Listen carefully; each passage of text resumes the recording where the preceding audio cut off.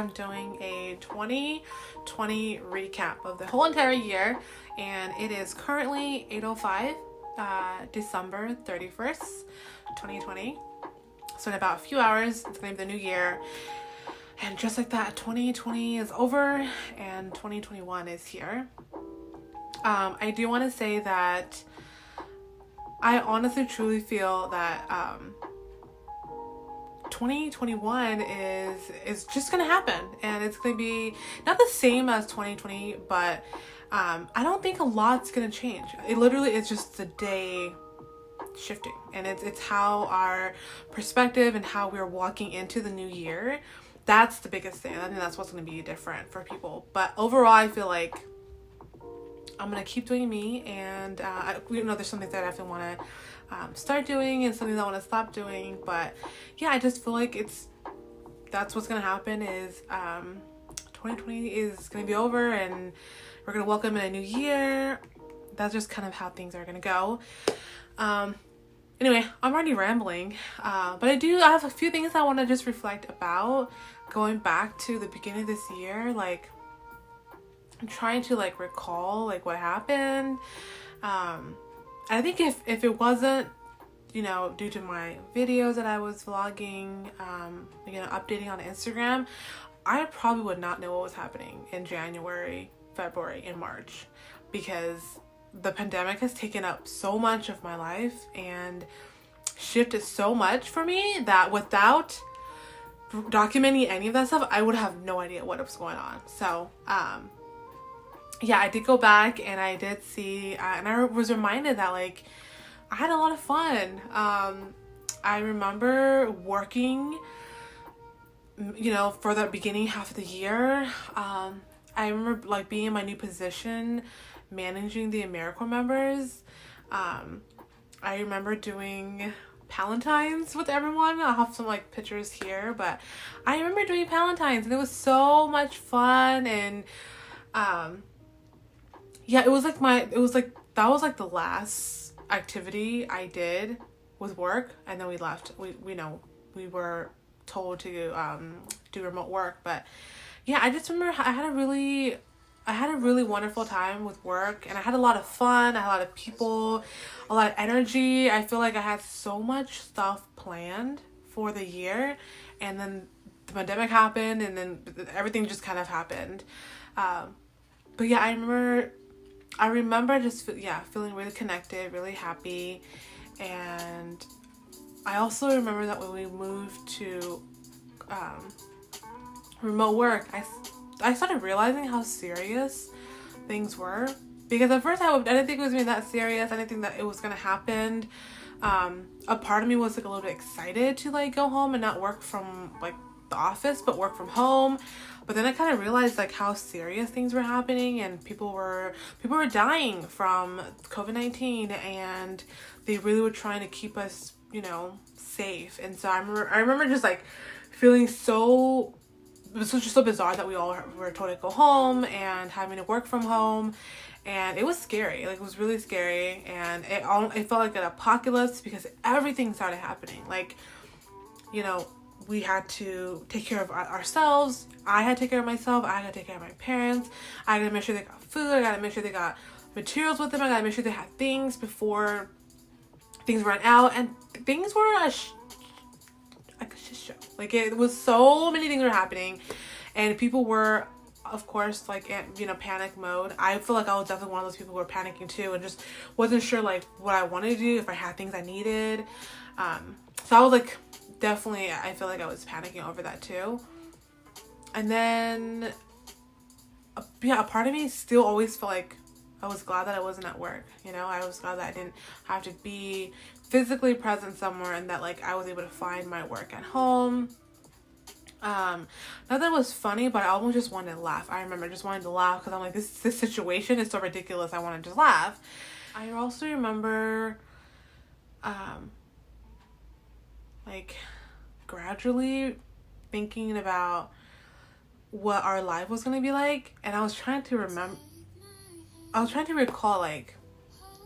when we're going to go back. And I thought we were going to go back, and then when we found out that we weren't going to go back and we were going to have to be quarantine for the rest of the school year. Not quarantine, but we're going to have to be remote for the rest of the school year. I was like, a part of me was, again, I was like, oh, that's actually okay. It works for my schedule. Again, because during that time, I had a lot of stuff going on with like my family, my parents, doctor's appointment, just a responsibility that having to work at home actually worked out for me, because then I was able to like do work but also tend to my family and not feel like I had to pick between the two. So that was one reason why I realized I'm not going to work. But then I also remember like some struggles I had. I just remember struggling to stay connected. It was a huge struggle. And I remember, like, I had supervision with some of my members, and I just didn't know how to do supervision. I didn't know how to connect with them. It was hard. Things that I felt like I was really good at, like in person, verbally, visually, like I was able to, observe and see them and see like, oh, they might need, like, I was really good at like nonverbal communication when I was working with people, and I feel like because I didn't have that, it was really hard for me to stay connected. The whole like black screen was just, it was not cute, and it was difficult because I was trying to connect with people and I just didn't know if they wanted to be connected. Some days I feel like I had this obligation to be connected, and I didn't really have the chance to use a black screen. And I don't know, I think I just really struggled to find a balance to see what worked, and that definitely took place. When I was still kind of juggling what I wanted to do and what work was going to be like. So that was difficult. I also remember that I started grad school in the summer, so I had to kind of get ready for grad school, and that was going to be all like obviously remote, and it was kind of scary because I hated online classes and I was really nervous, but I did it anyway. I did my online classes, and it was challenging, but I liked it that I also didn't go in person. I liked it that I could be at home, and again I could just kind of manage whatever.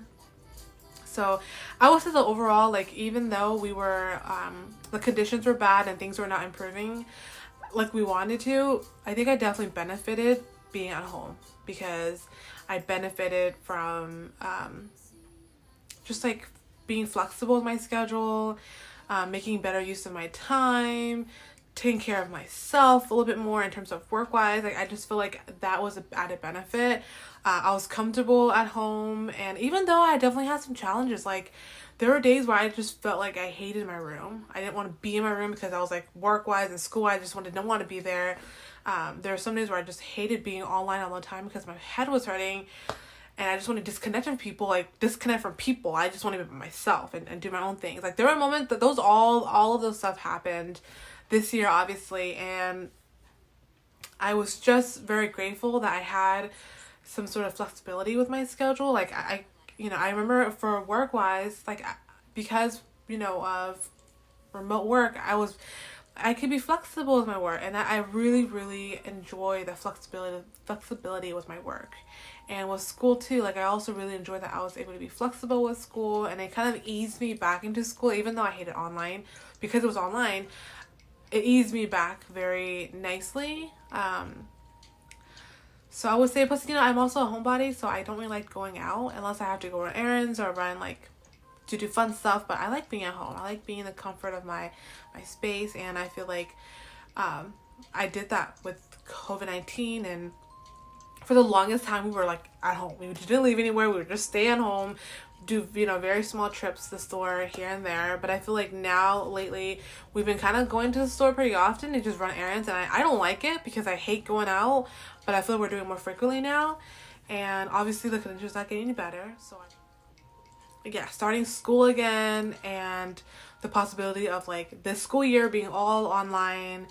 And okay, I'm okay with that, because I feel like I want us to be smart about the situation. I don't want us to just, we have a vaccine, or like, our numbers are going down, let's just slowly start opening things up again. I'm like, we have to be smart, because right now I don't think we are. And there are a lot of people still at risk, and there's still people that are still getting the virus. And so we want to be smart. And I feel like that's something that we need to do. And yeah, that's just kind of my thought about it. Is I don't think we're ready to go back yet. And I think this whole year needs to just be, this whole school year needs to just be finished online. And then we can plan in the summer how we can go back to the school in a way that's safe, smart, and accessible and attentive and intentional for everyone, especially our BIPOC families, and for our BIPOC staff. Like, I don't feel comfortable going back to the school. I don't feel comfortable doing that. So I think people need to take that into consideration, who's at risk here and how much they're willing to risk, because I love my job, but I'm not willing to risk my life and my family's life for my job. Especially my parents who are high risk. Like, I'm just not willing to risk that. So I don't know. I've been having a lot of anxiety about going back. Like, there are moments where, like, I'll get emails or people will talk about, like, oh my God, we're opening the schools again, we're opening up, and like going back to civilization in some ways. I have so much anxiety. Like, my heart starts panicking. I feel devastated. Even though I feel like I want to go back with people, because I love my people. I love being around them. I want to go back to my routine.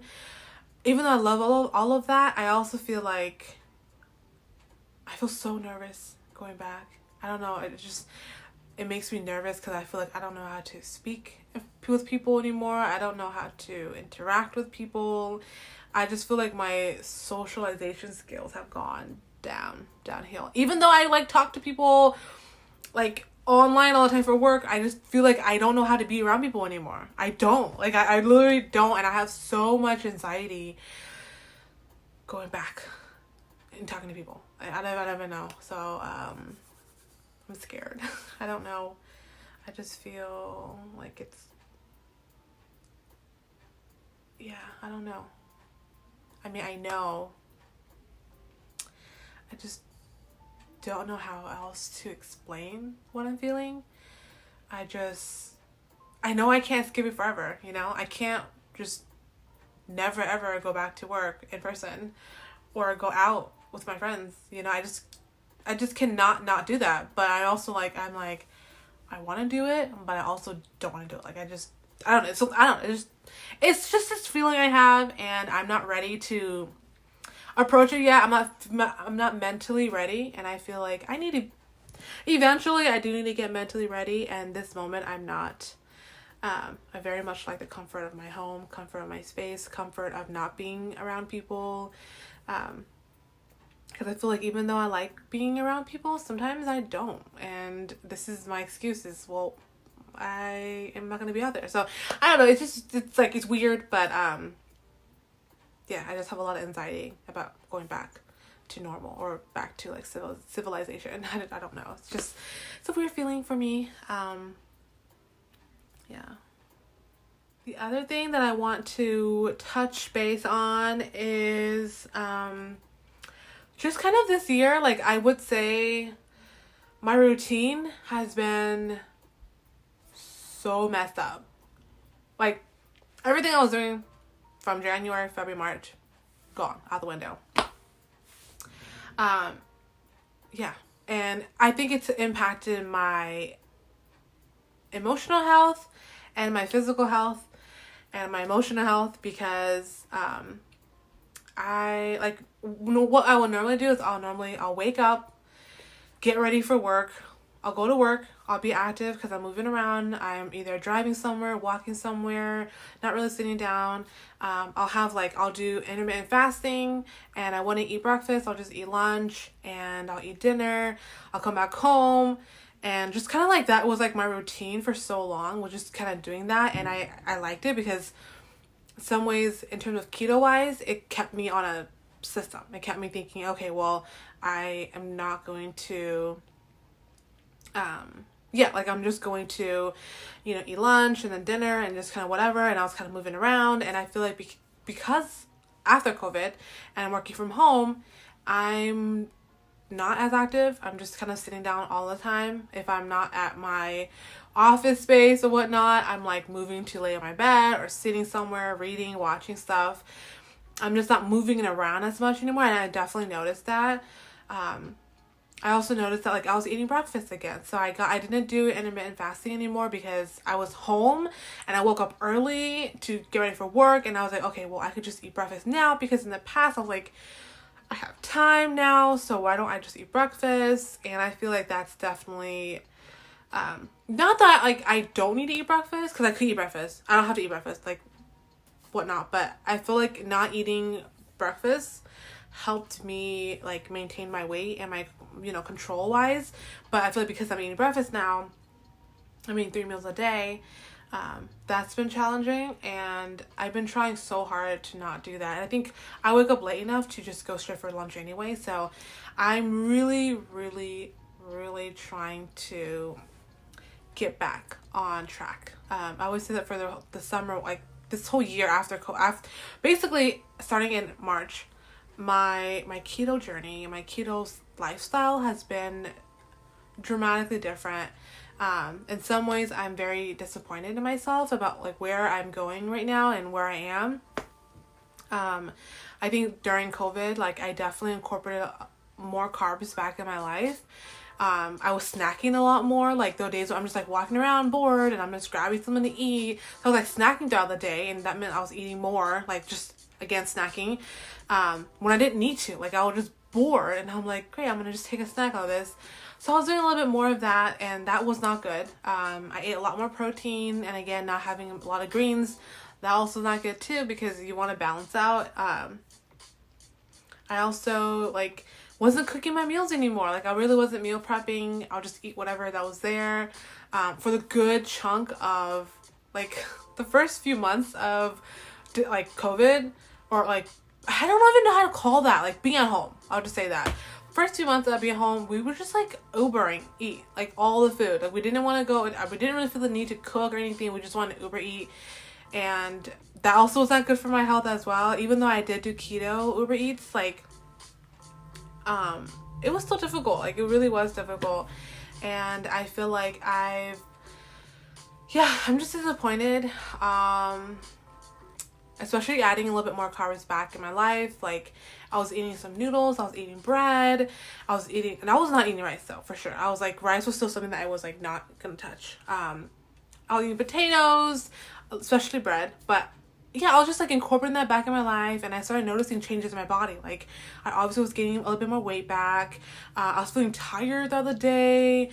I was feeling like, you know, groggy. My sleeping schedule has been horrible. Like I've been just up for like hours and hours, and I would say that for the first like few months or so, first few months, I literally woke up at 3, 4 and 4 o'clock every single night, and just be up from 4 o'clock all the way up until like 8 or 9, and then go back to sleep, or just be all the way up until the rest of the day, and didn't really get a lot of sleep.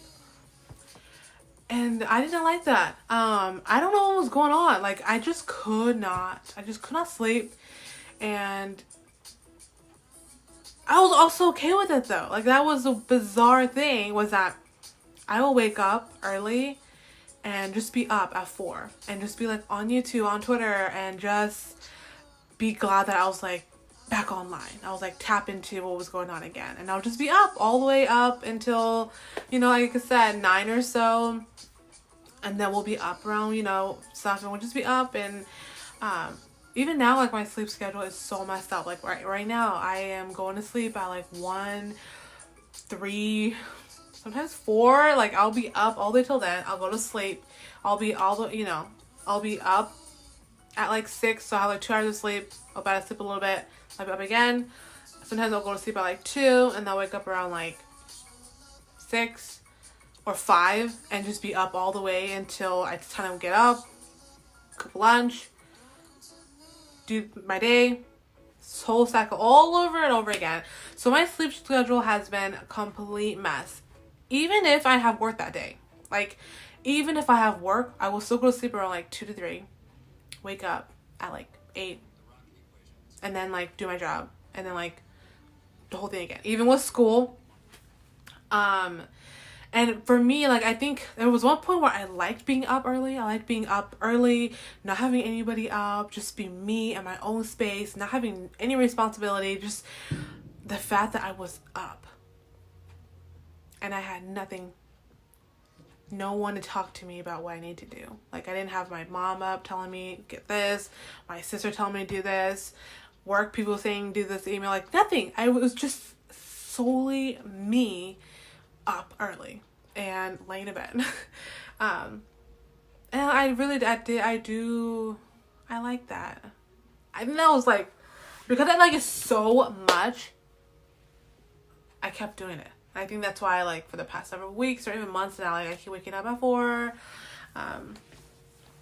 Even now, like, I will be up, and some days, like, I'm up and I will convince myself to stay up. I'll be like, Jennie, just stay up. Like, you're already up anyways. And I'll be like, Jennie, you're going to regret it. You're going to be so tired. And I do get tired. And then like, I do it again. So overall, my sleep has been absolutely horrible. Not good at all, because I also know that, like, your sleep schedule impacts your weight and impacts your body functioning and how you function, how you work, memory, all this stuff. And my sleep schedule is just very, very bad. I am aware of that. So yeah, my sleep schedule has been bad. Being on keto has been really hard. I do still try to be on keto though. Like, if I'm eating meals or whatnot, like, I'm still very mindful about that. I think my biggest concern is portion control. I just cannot portion out my food, because if I'm cooking something that's really good, I eat a lot of it, and I know I shouldn't, because that, and increases the calories and whatnot. So my biggest issue is the fact that I'm eating a lot. I'm eating over my calories when I'm not supposed to, and portion control is just a pain, and I just suck at it. Like, I cannot control myself. So but I am trying to get back on track. I'm trying to get back to limiting carbs in my life and portioning out my food, like, very seriously doing that, because I'm noticing, like, digestive problems. I'm noticing pain in my body, and I haven't had that since I was on keto. Like, not strict keto, but, like, really good on keto. I didn't have any of that stuff, and I just don't miss this feeling. I don't miss this feeling of feeling sick. Like, right now, like, my stomach, I don't feel so good in my stomach. I feel a little bit sick, and I don't like that. So I really think that, like, those are the benefits that I definitely miss, that I'm kind of bringing my body back into these pain, and I'm like, I don't miss it. So I'm trying really, really hard this year, or this last few weeks. Well, basically this year is almost over. So I'm going to spend really hard next year really focusing back on my health and taking care of my body a little bit more than I have these past 2 months, because it has been a complete shit show. And it's not even for anybody else, just feeling me, like, I just don't feel good about myself anymore. And there are some days I wake up and I feel really shitty, really crappy about myself, and I beat myself up, and I don't want that. I don't like that on my mental health. I hate it. All right, what else? So we talked about, like, my school experience, my work experience, keto, my routine, anxiety about going back to socialization. I just want to talk about what I've been doing. So I have just been I've been reading mangas. I have been reading fan fiction. I have been watching YouTube videos. I have been obsessing over BTS, especially Jimin and JK. Just really obsessed with them. Like, I'll literally wake up and that's the first thing I look for. It's like, what are they doing? How are they doing? Are they okay? Anything new I want to see? So I feel like my whole life has just been really revolved around them. I am on Twitter 25/8 consistently, and I don't know, it's just a part of me feels like I need to just stop, because a part of me feels like they've dictated my life so much that sometimes I don't even live my life for me. Like, I live it for them, and I have all these emotions, all these feelings, and it's not even for me, it's like for them. Or I have all these emotions and feelings because of them, and I'm like, why is that? Like, why are they impacting me that much, to the point where I feel like I'm having all these feelings and emotions that I can't really even deal with. Like, for an example, sometimes they'll do something that pisses me off and I'll be annoyed. And I get so annoyed, but it's like I can't really talk to them and tell them, hey, like what you did really pissed me off, or what you did really hurt me. This is what you did to make me feel. Because I could vent that on Twitter and, whatever, but they're not going to hear it, right? So again, why am I putting all this energy about how I'm feeling about people's lives that does not even impact me? So that's something that I feel like I need to stop doing for next year. And I really want to do that because it's so toxic. It's so toxic. It is so ugly, and it takes so much energy. I just don't like it. I don't like it at all. I don't like who I become when I'm in that space. I just think it's really ugly, and I feel like I don't want to waste my energy on that. Also, another thing that stems from that is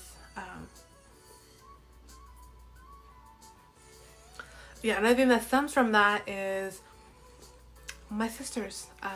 We are huge fans of BTS, obviously. And I'm a huge fan of JK and Jimin. And my sisters are both huge fans of Tae and JK. And this energy that we have when we're watching BTS,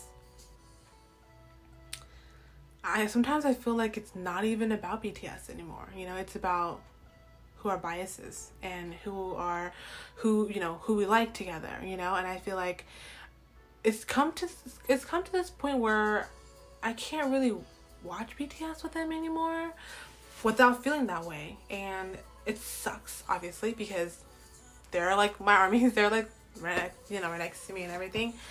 And I don't know if they feel the same way too, but that's how I feel. I'm like, I can't even watch that without thinking that something's gonna happen and that's where they're gonna go to. They're gonna think that, or they're gonna think that about me, right? So if I'm watching something, they're gonna think, oh, Jennie, that's what she's thinking about, and I don't know. It really sucks. It's like a competition. It is. It's like a huge competition. If someone is feeling like if a member they like is not being respected, valued, or appreciated, and like a member that I like is, then it's like an immediate competition, and it's this weird energy, weird vibe. I hate it. And I don't like it. So I don't know, and that comes again just being with having biases in a group. It's just very common, and I feel like this year especially, it's been so clear to the point where I can't really watch BTS with them. And it might not just be them, it could be me too. Maybe I'm coming off. Maybe I'm the one that's bringing off this vibe. And I don't want it. I don't want to feel that way. So I don't know. It's been difficult. And I can't help what I feel, because I feel like this year I came to realize that I like Jimin a lot, and he's definitely my bias now.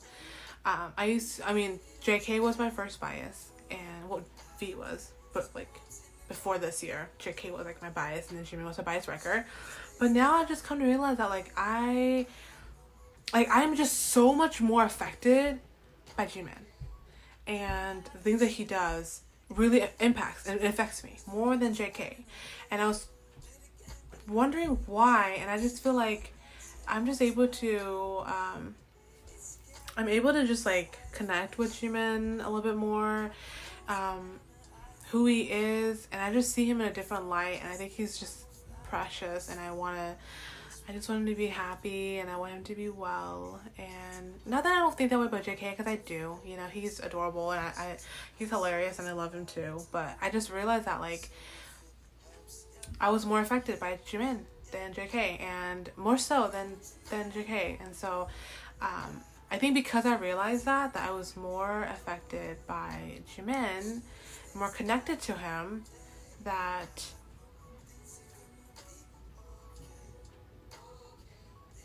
it just really impacted me. And I like it. Like, I'm not sad. Like, I'm not sad that, like, I don't feel that way about JK anymore. Like, I really am not. I mean, I still love him. Again, I still love him, ship him, and bias, but yeah, it was just really, I was just like taken back by how much I love Jimin and how much I can defend him. But I also realized that, like, JK has gone through a lot too, and he's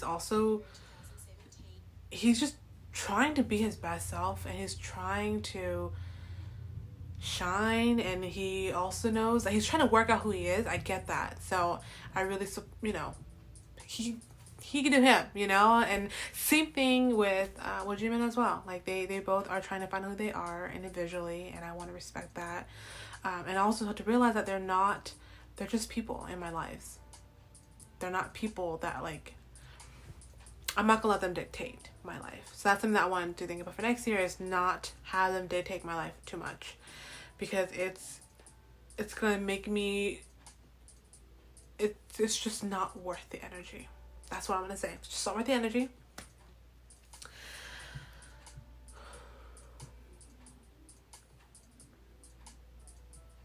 Yeah. Okay, so now I want to talk about next year. What I want to do next year. Next year, I definitely want to own a little bit more of myself. This year, I feel like I did a lot of work on myself emotionally and mentally, and I feel like I've become stronger. There were definitely a lot of moments where things were uncomfortable and shit was happening, and I addressed it. A lot of that had to do with, like, who I want to be as, like, a person, as a social worker.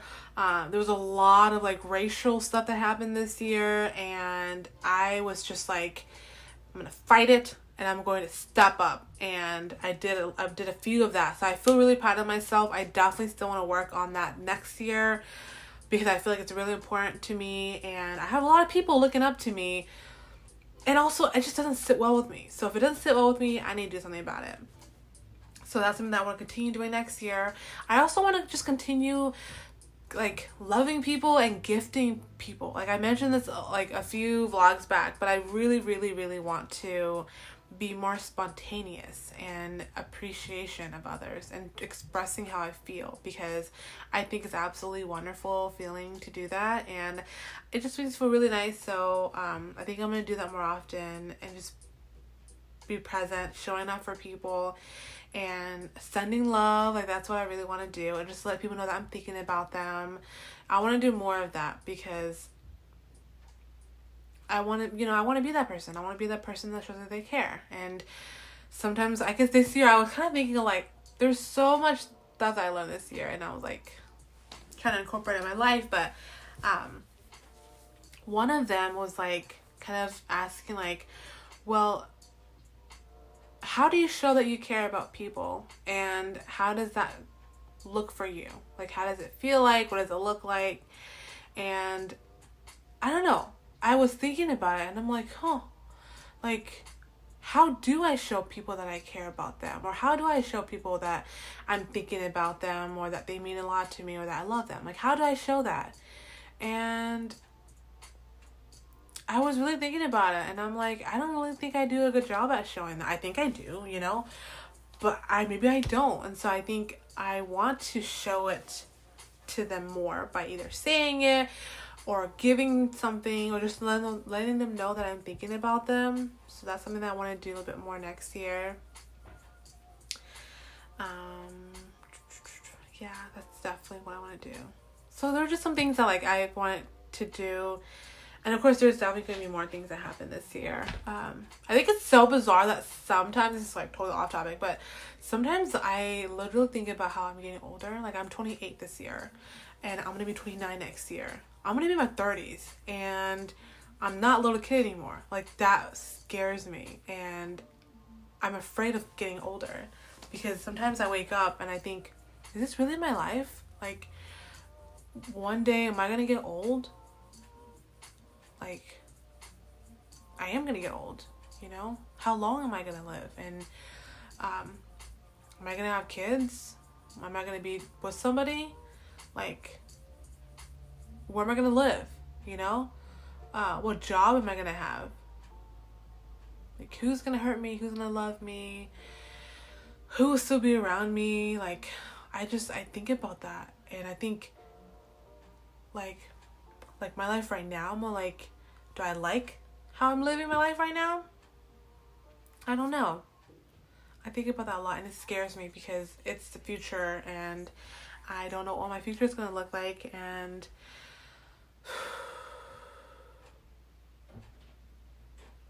I really do think that some days I wake up and I see like my mom or I see my aunt, and then I'm like, they're getting older. I'm going to get older. Yeah. It scares me. Getting older scares me. Like, I do wake up sometimes thinking, like, is this what my life's gonna look like? Or, like, I wonder, what is my life gonna look like? I have no idea. What's my health gonna look like, you know? I don't know. Just some things that I'm thinking about. It scares me.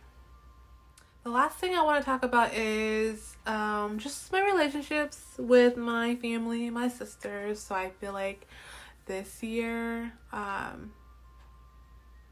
because we're at home all the time together, sometimes I feel like, at least with Lacey, I feel like it's a little bit different. I feel like we're able to be at a different footing, especially in her life. I feel like I'm able to be calmer with her, able to chat with her, able to let her know my feelings, express to her how I'm feeling, and like opening that for me, accepting more of who she is, and vice versa. So I feel like with her, I'm glad that we get to spend the last few months together. And I do really wonder, I'm curious and I'm worried about what her life is going to look like, because I feel like we've babied her so much. And a part of me is, I'm to blame for that, you know? And I do really wonder what her life is going to look like. With my sister Mary, I feel like we've definitely improved. But I don't know. There's some moments where I feel like I can't fully be honest, and I want to work more on that next year.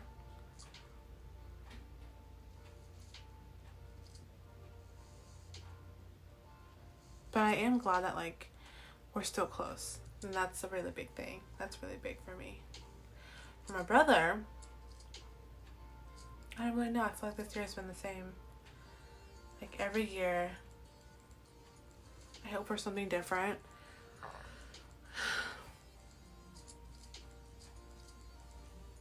I just want my family to be happy wherever they are, however they want to be, healthy. Like, I want them to be around. I want us to be together as a family.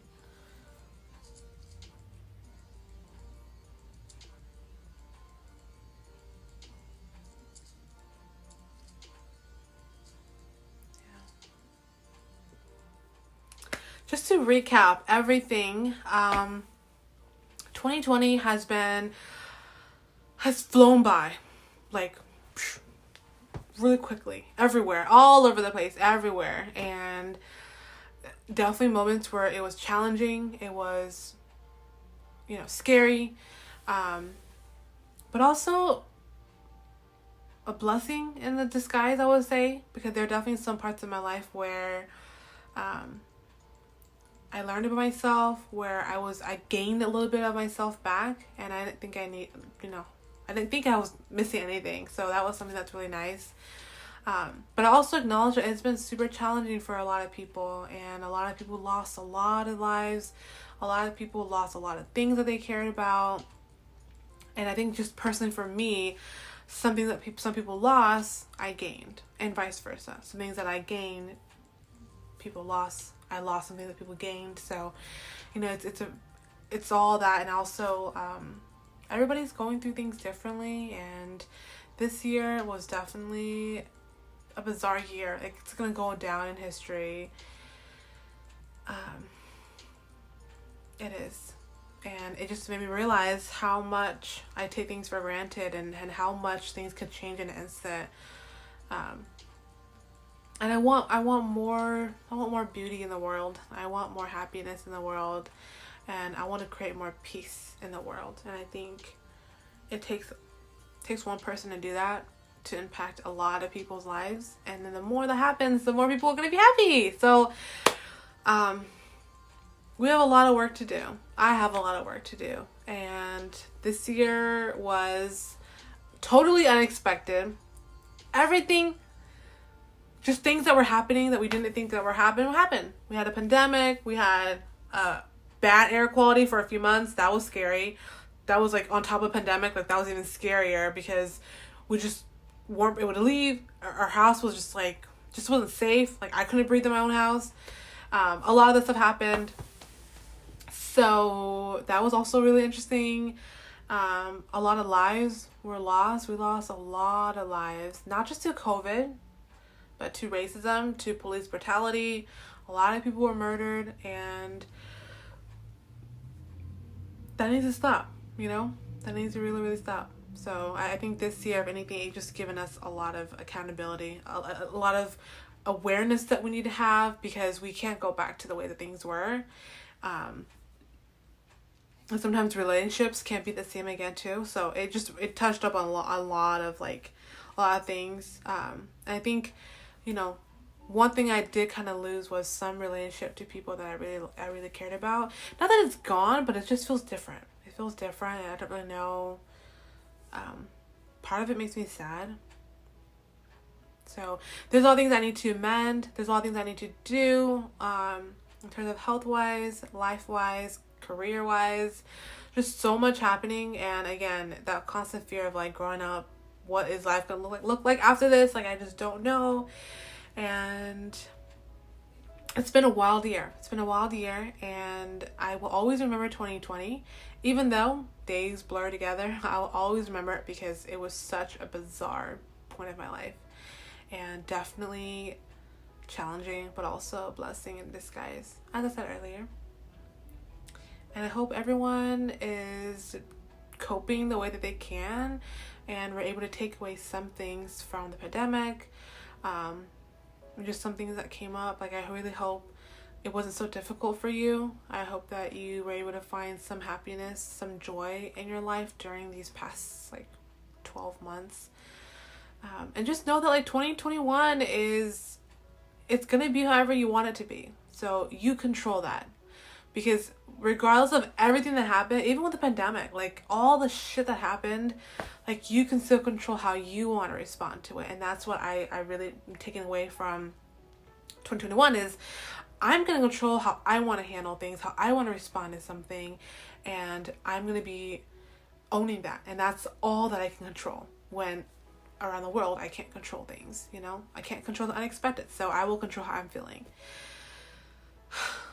So yeah, all in all, that was 2020. Goodbye. And we welcome 2021 to our lives with open arms. Hi everyone, this is the last day of Vlogmas. Annyeong, thank you so much for watching. I'll see y'all next year. Annyeong.